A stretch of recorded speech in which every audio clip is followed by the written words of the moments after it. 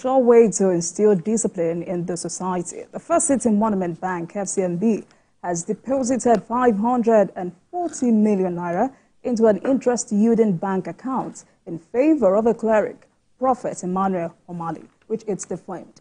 This followed refusal of the Court of Appeal Abuja to stay execution of an earlier judgment awarding 540 million naira to the Prophet, who was falsely accused of laundering money for a former chairman of the Economic and Financial Crimes Commission, EFCC, Ibrahim Magu. In compliance with the order of the appellate court, the bank deposited the 540 million naira into an interest-yielding account on the 8th of February. Mikhail, this case has been like 3 years or 4 years thereabout. Yes, and it's good. It serves them right. I have absolutely no sympathy for the bank. In future, Nigerian banks will be very careful in taking actions capable of irreparably damaging the reputation of people. You know, in 2020, the Presidential Committee on the Audit of Recovered Properties claimed that Ibrahim Magu laundered the sum of 573 million through a cleric. That was the time that they wanted to kick Magu out of the EFCC by all means possible. It was the alarm raised by the NFIU that was taken before the president, which prompted the president to take this action. Everyone thought that Magu was guilty of the crime because that cleric has been very close to him. In fact, when Magu was ill and he had to do a hernia operation in the UAE, this cleric was by his bedside. So they felt, they were sufficiently close to the point that he was the one laundering money for him. That allegation was there. So when this money suddenly found its way into the account of the church, to Omale's church, it became a weapon in the hands of people intent on burying Magu. And I kept saying at that time that I trusted this man. That it's not every Nigerian that is a thief. Till today, Magu has only one house, a bungalow in Karu, in Abuja. They went there, searched everywhere. They didn't find anything incriminating. So the people that they were using in the online media claimed that they found tons of foreign exchange, foreign currencies. So when this happened, Adam Nuru, the then MD of FCMB, came out to say no, that it was a computer glitch that deposited that money in Omale, Prophet Omale's church account. They proceeded to apologize in 4 national newspapers. But Omale was not sufficiently placated and he said, look, the damage that you've done to me, you need to do more to atone for it. Because the damage was not to Omale alone. It was also to Magu. The president, we had a president then who should have double-checked or sought a second opinion, but he didn't do that. In fact, he called a meeting of I think the House of Reps caucus of the APC, and he was telling them, see, a man that I trusted so much, I didn't know that is this kind of person. Based on something that never happened. You can imagine a president taking a decision based on a non-event, something that never happened. That kind of money was not there. In that account, in the church account, they had a little money there.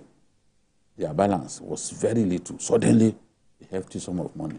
There are people who believe somewhere that that thing was deliberately done to achieve the aim of kicking him out. Because as soon as the president saw that money and that allegation had been there, he concluded that, yes, this man is a thief. I've said it. You can't trust every Nigerian. People are piling pressure on me to say, Jide, How come you continue to say that Magu, you are sure Magu was not a thief? Don't ruin your career. Don't ruin your integrity. There's no Nigerian that can be trusted. When I hear that there's no Nigerian that can be trusted, my blood boils, because it's absolute nonsense to say there's no Nigerian that can be trusted. There are Nigerians in all spheres of life, in all ethnicities, in all professions, whom you can never bribe, either with women or with money. Their integrity is impeccable. And this is what we have seen. I appreciate what the police did. The police didn't also believe these useless stories. And at the end, the police eventually promoted Magu to the rank of AIG. So he retired as an AIG, and his integrity is intact. Thank God, even the P&ID case that he fought for, yes, that he investigated, fought for, we eventually got victory. So whatever they have done against Magu, whatever the schemes they perfected just to kick him out of office, the truth is coming out. The truth is in the open. This is what we are seeing. They were trying to get the appeal court to do a stay of execution of the decision of the court. What are you doing? This is a prima facie case, as they say in law, with cast iron evidence. So what is it again? You've even apologized earlier. So where do you go from here? Deposit that money. They're going to deposit the money in an account capable of yielding interest provided by the registrar of the Court of Appeal. And it's the triumph of justice, in my view. Magu and his friend, the Prophet, they've got justice. That money will be there. It may not be a lot of money to a bank that has turnover in billions, but it's significant. In this difficult time, 540 million is not a small money. A lot of money. And the important thing is that wrongdoing has been punished. And that's what pleases me. Sikian, triumph of justice. Yeah, triumph of justice. But one thing I need to, which I still, that has not been clarified, is that the money has been paid into the account of the courts. It's not being paid into the account of Omale. That money will be in that account pending the determination of the case. That is my take on that distance. So if eventually Omale, don't forget that Omale won at the High Court, and that money was asked to be paid to him. Then FCMB went on appeal. It was based on FCMB appeal at the Court of Appeal that this decision was reached. But it is still, the case is still on. So what is in essence is that if eventually Omale wins, he might be asked, might be given the money. If he didn't win, then FCB to return back to it. But just like Jide said, when people want to ruin you, there's nothing they cannot do. My sister, you are here now. If those that don't like you, if they want to tarnish your image, they will go all out to say certain things that even those that know you very well, when they see it or read it, they won't believe. They will say, Otoni, I have also been thinking of it too. You know, the way she smiles, the way they started reading meanings, and before you know it, it takes so much time for you to be able to disabuse people's minds, especially when they form their opinion. And that is why image matters a lot. There was an advert that used to run that say, image everything. I can't remember which advert. It used to be there in those days. Say, image is everything. Image is everything. And they went as far also saying that this pastor bought a property in Dubai. I'm sure you heard that. He bought a property in Dubai worth about 700 and something. And the man came out and he said, oh, that he's also a cleric to a Muslim guy. You know that Magu is a Muslim. The man said, yes, I'm a Christian, but I have Muslim friends. I have Christian friends. I have people all over the world. Anyone that comes and seek my opinion and my help and rest, I always do it.